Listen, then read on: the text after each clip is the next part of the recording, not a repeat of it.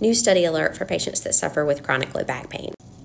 So this is the RESET trial. It compared peripheral nerve stimulation of the medial branch nerves for 60 days, so not a permanent device, to usual care, which include anything from SI joint injections to lumbar radiofrequency ablation to trigger point injections to medication management.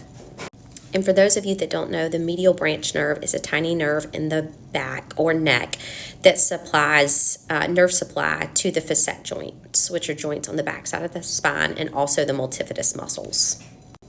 They followed up with these patients at 3 months and found that 55% of patients in the temporary peripheral nerve stimulator treatment arm had greater than or equal to 50% relief in their pain, and only 26% of patients that underwent standard usual care had greater than or equal to 50% relief of their pain.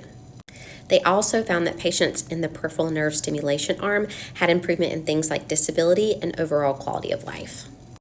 So what are my takeaways? First, I really hope they follow these patients out to see how long this pain relief lasts. Also, I'm really excited that we're starting to find treatments that, number one, don't mean you have to have a permanent device, but also, number two, don't involve you having to have steroid injections or have nerves burned if that's not something that you're interested in.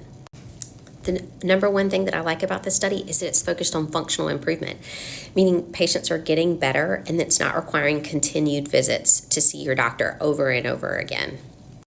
I really hope we see more of this type of research. Leave your questions in the comments.